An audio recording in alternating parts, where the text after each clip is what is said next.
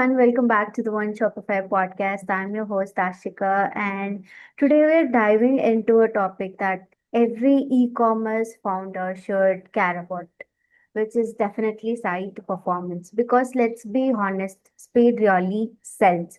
So, my guest today is Isaac, and he is someone who really lives by that. And he's a director of sales and business development at Country Life Natural Foods, and the man behind the super practical performance tips for Shopify stores that I have personally loved seeing on LinkedIn on his profile. So, Isaac, welcome to the show. It's so good to have you here. Yes, thank you very much, Ashika. I'm glad to be here. I appreciate it. And yeah, you're right. Like having a fast website is super critical. If you're trying, especially if you're trying to sell things. If you're not trying to sell anything and you're trying to have it be artistic, there are people who have certain things to their website where it doesn't need to be fast. But if you're trying to sell, people don't like waiting. And even just the whole professional standards, people's standards are so high nowadays. And so, yeah, slow websites just don't convert as high. And when I was going through your LinkedIn profile, I saw your career path from, spinning signs and selling books to leading sales and business development, and now talking into web speed optimization. Can you walk us through your journey? Like what happened?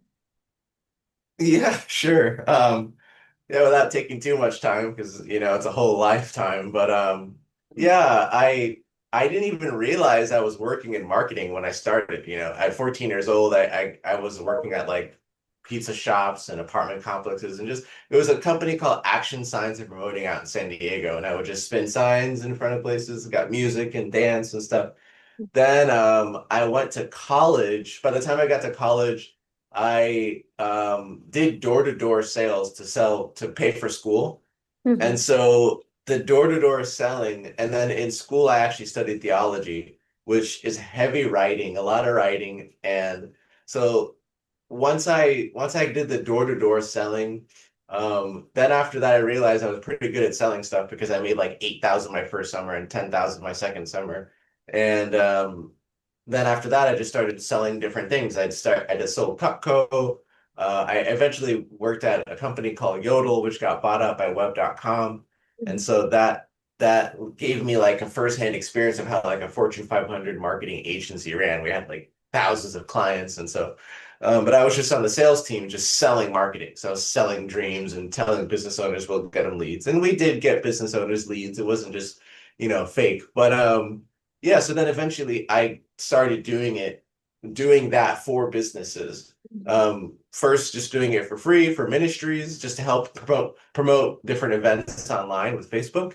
And then eventually, yeah, I got a small budget of like $2,000 a month to help this med spa in Georgia. And then here, when I got here, well, at least this year, our goal is about $250,000 that we're going to be using for growth. So my budget has increased a lot, but yeah, it's gone from just doing like me being the one person standing out on the street to now running ads, and not just ads, but just doing so many things across various channels so I can just multiply my effort like 1,000-fold. Right, right, right. I love that. And also, I noticed you call yourself a full stack vibe Dave, and that's such a cool phrase. So, what does that mean to you? Yeah, full stack vibe dev. So the phrase vibe coding is really popular right now, vibe coding. And so a lot of people are using AI to do their coding for them. And the term full stack developer is a term that generally means that you know both the front end and the back end of development. So some developers really specialize in the back end of stuff, just setting up the databases and knowing all that stuff. And they really specialize in SQL. Some developers really specialize in the front end of stuff, where it's like the HTML and the JavaScript. And so with AI, it's really great because you don't need to know any of it. I mean, Uh, knowing it is good. You're not going to be able to make good apps if you don't understand the basic of development. However, So I call it, yeah, full stack vibe dev. It's just like I understand the front end and back end, and I'm using AI to do my coding. So I have my own personal apps in the App Oh, Store. great. Yeah, I have, yeah, it's in Apple and Google, and I also am building, my own projects and different things. But yeah, here at work, it helps really well. Actually, I joined Jan Frey's Coding with Jan, Mhm. his community really Okay. helped me to learn a lot more advanced Shopify development and how to really make a store professional with GitHub. And so yeah, I have help, but it's yeah, it's definitely heavy on the vibe. Okay. Okay. So at what point did you realize that site performance isn't just a technical detail, but a real driver of sales and conversion? Yeah, so I mean, I mean, I've been doing websites for a while. So Shopify was my not my first platform. I actually been building websites that go high level and other things as well. So just in general, knowing site speed is crucial is important, but knowing how to do it has been the hardest thing. It's like people spend a lot of money. I mean, there's companies that specialize in just site speed and they charge a lot. It's expensive. So, and there's different ways to go about it, whether it's like on the server or on the front end. And so there's different things that you can do. So last year, I've been here for 2 years now at this Country Life Natural Foods, 2 years in January. And last year was really just me getting my understanding of just Shopify in general and learning Liquid and doing certain things. So it's not to say I couldn't make the changes last year. I just wasn't knowledgeable enough as a developer to even know what to do to make those changes. So then now to this year with AI has been so huge, and even Shopify adding Sidekick and all the increases that they're doing there, Mhm. it made it to where I could now ask the right questions and Mhm. get answers to know how to fix the site speed. Because you can see with the different reports in Shopify how your site is performing, and you can see like if it's performing badly, your sales are low, or at least they're lower than they would be. And so yeah, just having a consistently fast website should just be standard. And this business is a small business, and they never really had an in-house developer. Mhm. And so I've kind of like taken that hat on the many hats that I wear. There's like Mhm. sales and there's marketing and like yeah, business development. And then now there's like web development as well on top of that. Right.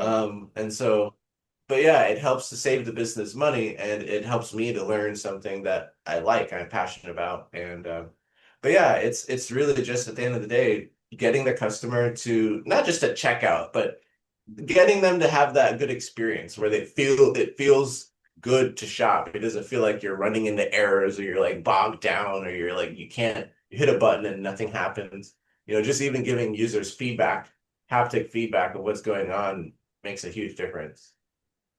Got So let's unpack this a little. So when we say speed sells, what does that actually mean for a Shopify store owner listening right now?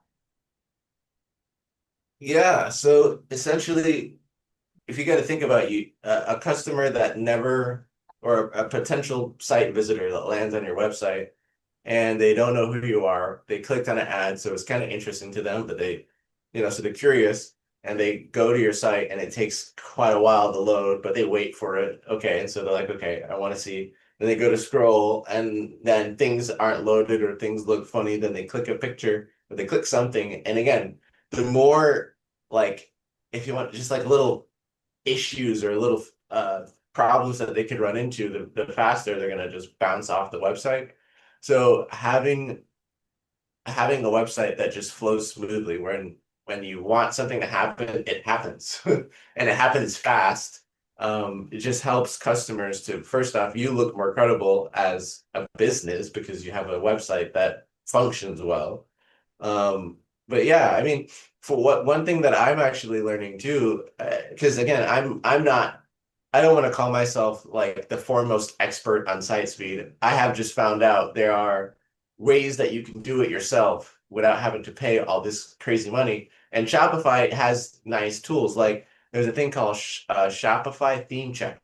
And Shopify theme check, if you run that if you run that in your terminal, it pretty much does a check of your entire theme to find all the errors that could be wrong with it. It gives you a full report of your whole theme. I was like, this is amazing. Right. And so I found thousands of errors, thousands of errors in our code. So, but which is like, yeah, it's an issue now, but I can have the AI go fix it. So I now can just take it and I use Cursor. So it has Cursor, hey, look at all these problems, go fix the problems.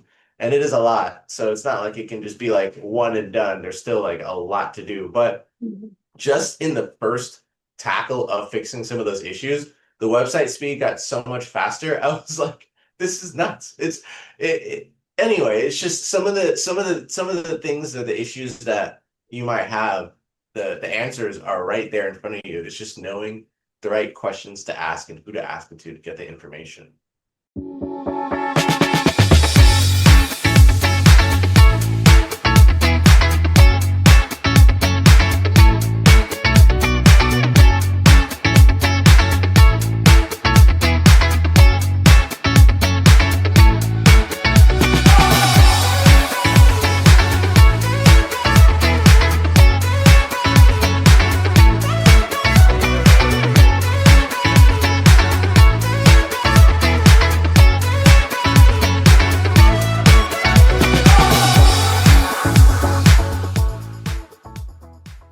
Agreed, agreed. And also, in your experience, what are some of the biggest culprits that Shopify sites, slow things that founders often overlook? Yeah. So there's images, of course. Images are always a heavy loading thing on a website, or video. And so knowing the right way to have images, having the right tags to like you can put defer tags so that things or lazy loading on certain images below the fold. I mean, obviously things that should be in the header or above the fold, you want those to come up quick, but you don't want the images below that to slow down the loading of the one above. So there are little things that if you and some of them are somewhat technical. However, it's not so technical that it's impossible. As a Shopify owner, if you're going to own a Shopify store, if you're not going to be the one that manages the technical side of things, you have to make sure you find someone that manages the technical side of things because it's kind of necessary. It's just necessary for the internet. The rules of the internet are not set by Shopify, so everyone is just you have to just do what's the best industry standards. Mhm. And Shopify does make it simple to do that. The information is there. They have the academy and they have all sorts of things to help you to learn. But yeah, it's just knowing the little technical things like that. Okay, okay. So I think a lot of non-technical founders assume performance is a developer thing. And how do you help people understand that speed is actually a part of sales and user experience? Yeah, so I mean, here at my job, unfortunately, I don't want to say like I'm on a ship of one, but I don't I just get to grow the business, right? I get to treat it like it's my business and just grow it. So I'm constantly able to test things and do different things. So my experience may be a little different than others, but yeah, I mean, I see what I look at the data. The data is just there. When you see performance going bad in the store, sales numbers are down. So it makes sense to always have. I mean, that's what we even recently switched to Cloudflare. We've been doing a lot of SEO work and both on the site and off site, and we've seen a lot of increase in traffic, but also bot traffic. So I switched to Cloudflare in hopes to kind of defend off some of those bots because just because you get traffic or more sessions doesn't mean it's going to turn into more sales if it's just bots. So Mm. it's like having the right tools in place and having the right infrastructure together to make sure that you're handling everything. Mhm, mhm, mhm. So can you share a moment where improving site speed directly impacted conversion or the revenue based on your experience? So with site speed, unfortunately, you're not going to see like a direct impact within that hour.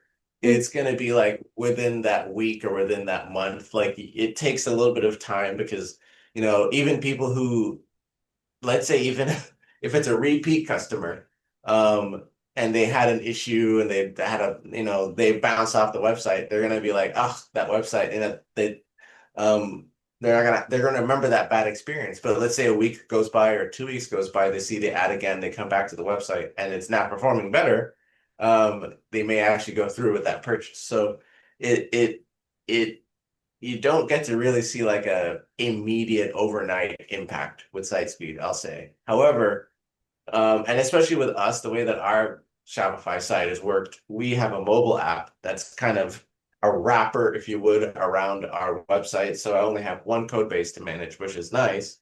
Mm-hmm. However, it like the mobile app loads its code and then it loads the store's code. So there's like two systems in place. And so the faster our website is, the faster it'll be in the mobile app. So that's one of the reasons also why I really stressed heavy on site speed, is because a lot of customers were complaining about our mobile app being not good. And we have really good reviews about our business online. Like I'm very how do I say? Like it's an honor to work here, honestly, because of the impact that this place makes on so many people.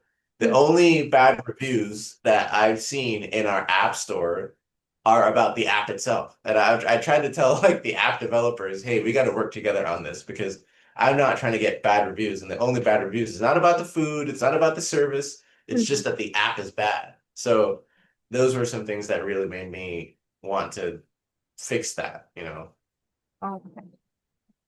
And also, I saw your one of your posts on LinkedIn where you shared tips using Cursor's ID and Google's Lighthouse JSON reports to optimize the site speed, which was really super interesting. Could you break down the process down for us in simple terms so non-tech guys like me can understand?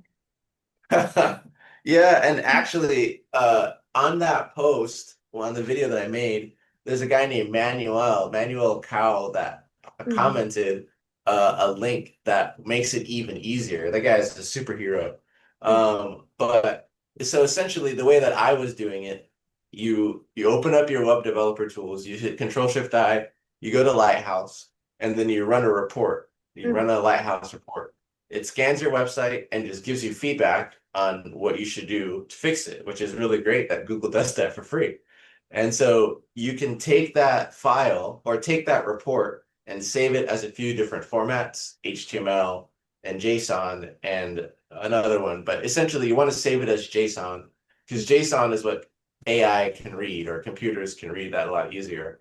So then you just add that file to your project folder, Mm-hmm. and then you talk to Cursor and you ask Cursor to read the file, and it's going to say, oh, hey, look at this file that tells me how to fix your website. Would you like me to fix your website? Because so it just starts fixing the website. Now, the way that he shared it, there's an MCP server too. So you can actually go to Google Lighthouse, probably just Google Lighthouse MCP server, and just install it that way to the Cursor tools and integrations where you put all your other MCP servers. But when you do that, it's even better, because then you don't even need to put the JSON file in.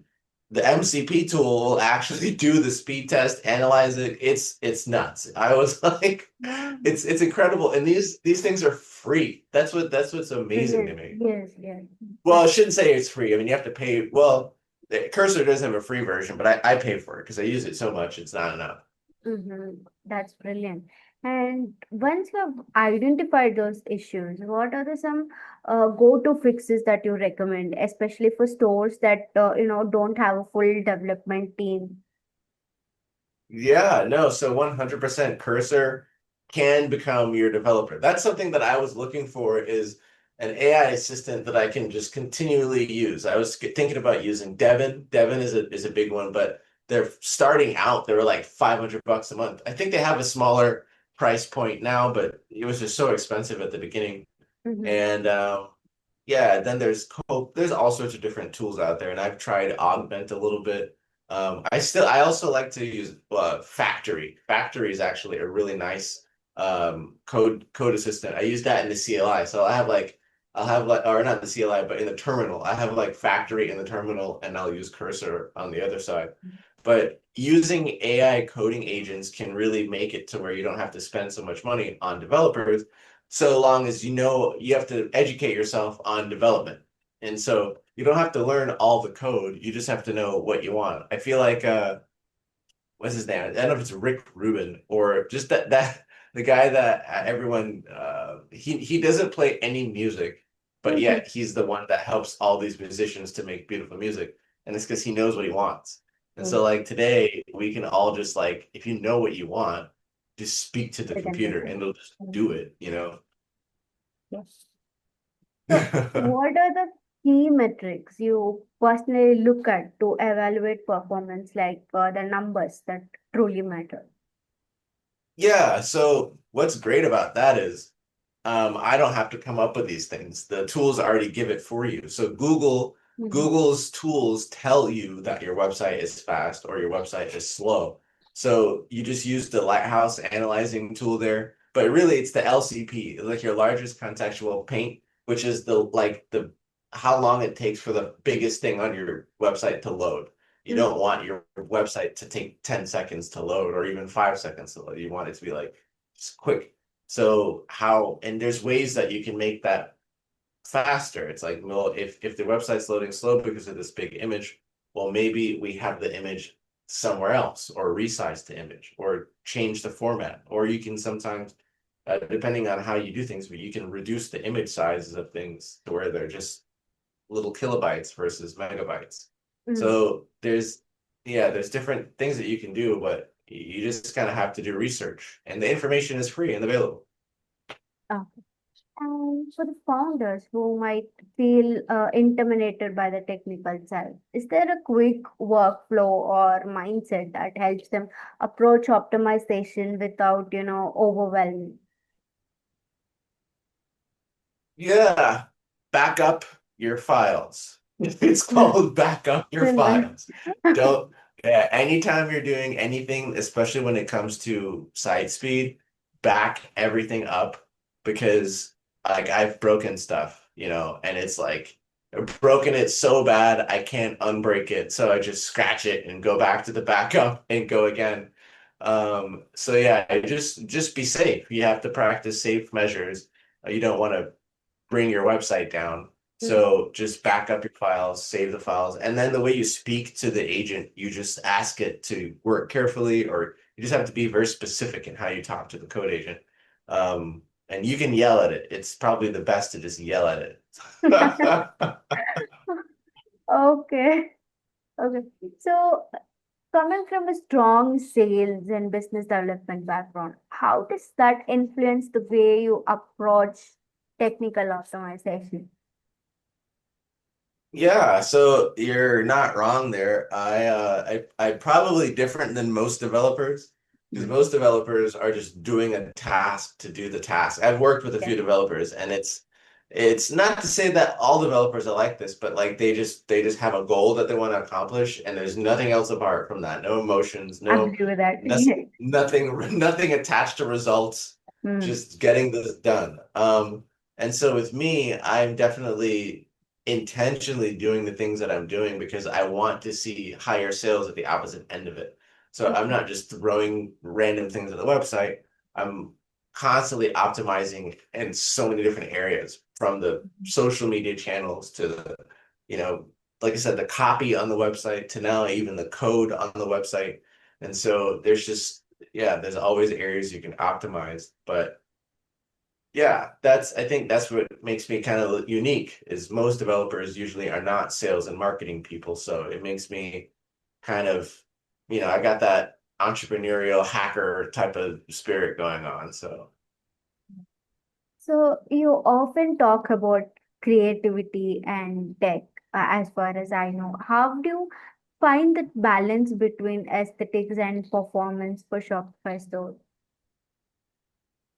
so again, even like I said, I don't want anyone to think, oh, this guy is this amazing. I mean, I guess I am. I don't know. I'm pretty confident about what I do, but Mhm. yeah, I came into this store that was already built, so I didn't build the website. I've just been adding to it, improving on it, and finding out ways that it can be better. So, um, actually, even like one of the things that I want to do is potentially look at, maybe I should work on that project today. The way our product pages are done, it's kind of narrow, and I want to blow them out, use the whole whole thing, just kind of like Amazon. And but yeah, it's there's like a you have to have a neat balance between design and speed. You don't want so much stuff that it clutters the website or that people can't understand simply how it works. Like if people can't find stuff on that's actually one of the things that the reason why I added a chatbot on our website is because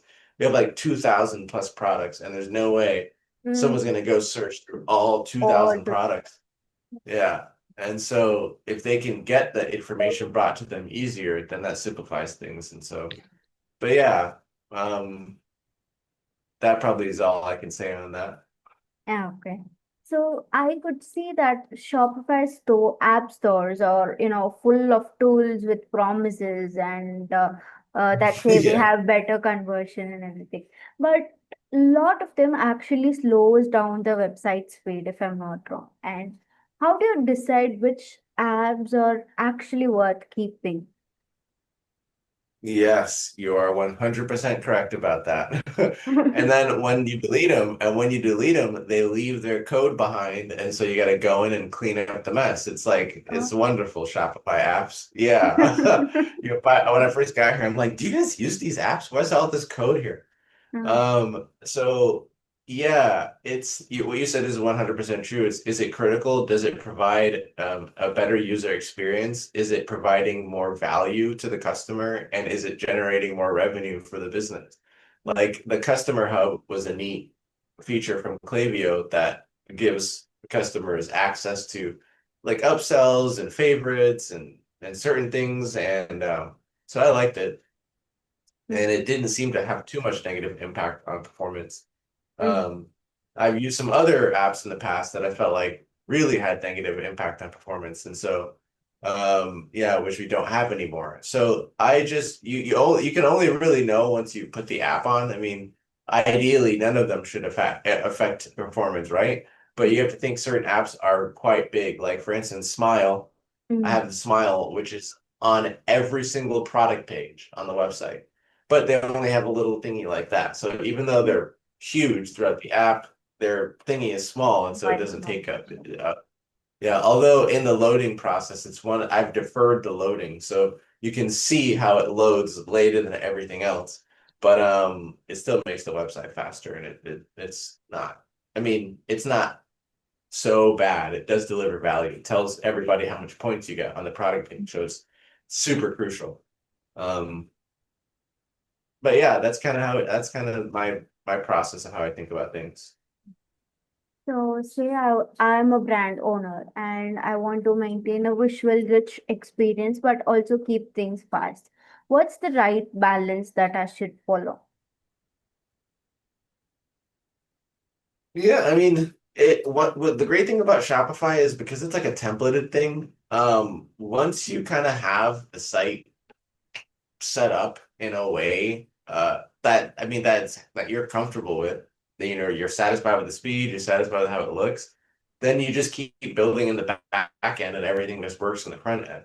Mm. But it's about deciding, because again, what every Shopify store is different. Some Shopify stores are selling electronics, some are selling digital products, physical products, so it all depends on what your market is, what your niche is, who your target audience is, because that's at the end of the day, who's going to be the one clicking on your website. I look at a lot of us here. It's funny, we look at the website all day, and we're really not our target audience. Mm. But we have to make sure that it speaks to them, and Yes. so yeah. Okay. So let's make this actionable for our listeners. If someone's listening right now and wants to improve their store speed this week, what are the top three things that they should do immediately? They go to their website, hit Control Shift I, and then go to Lighthouse and analyze Yes. your website. Analyze it, look at it, see what its numbers are. Then if you don't already have Cursor, you should download Cursor and integrate GitHub as well. If you don't have GitHub with your website, then You need to have GitHub with your website so you can keep track of the changes.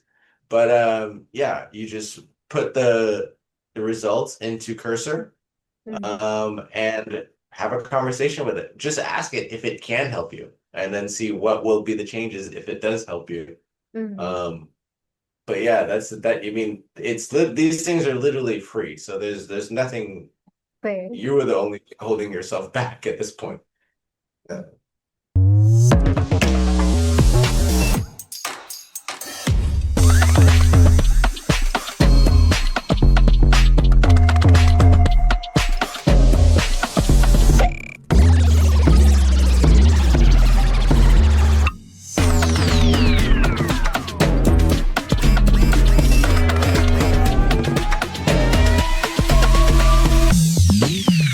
So, is there any underrated tools or quick wins that most founders don't realize that can make a big difference, according to you?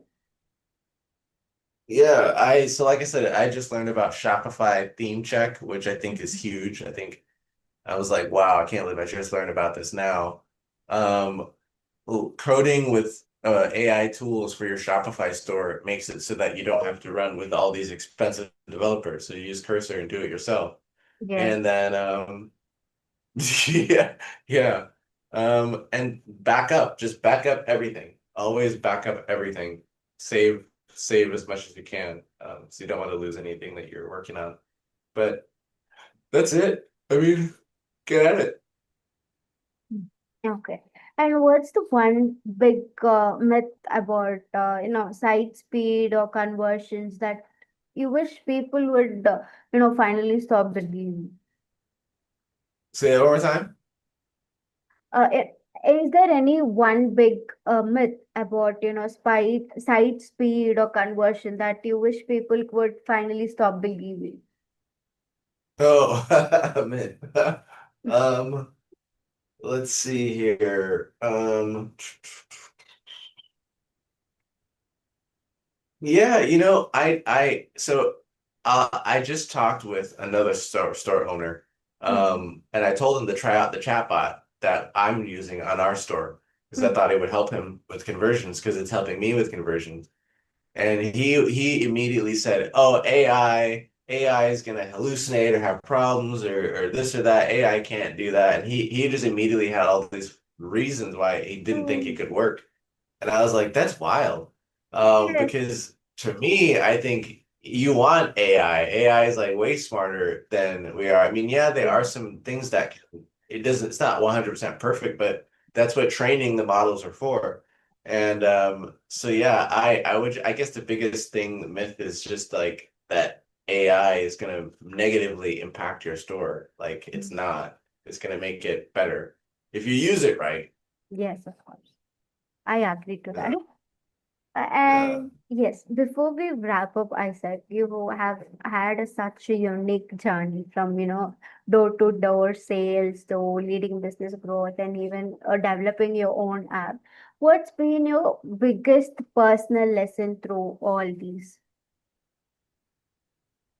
Yeah, first off, anyone can become a developer. That's the cool part about it. Like you don't have to go to college, you don't have to have a degree, you just have to put a little time in and read some books or watch some videos online nowadays, work on some projects.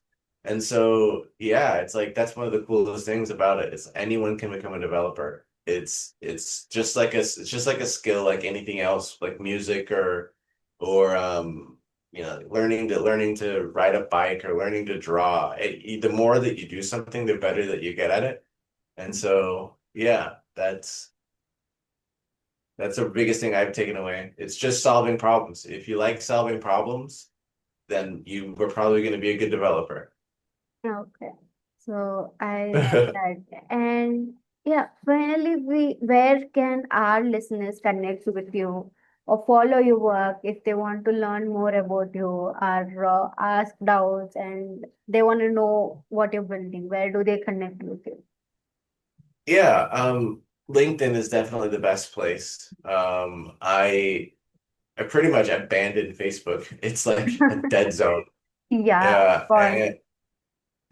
and I'm doing a little bit on X, but LinkedIn is the better place to get connected with me. I guess most of the people are pretty active on LinkedIn right now compared to other Yeah, platforms. I feel like it's a better community. It's just a different like I don't know. Maybe if I made a brand new Facebook and can only connect with strangers, maybe it's because my friend. Maybe just I just have my friends on Facebook are just I don't know. They're gone. They're all married and have kids, or I don't know. It's just different. Um, Okay. so feels dead. But LinkedIn is pretty neat. Like the people there are eager to learn, and they're pretty nice. So at least I haven't ran into any turds yet. So we'll see. So amazing, Isaac. This was such a valuable conversation for me, and I think it would be very valuable for our listeners too. So, yeah, I think a lot of Shopify store owners are going to rethink their speed after this one. So, thank you for joining us on the One Shopify podcast.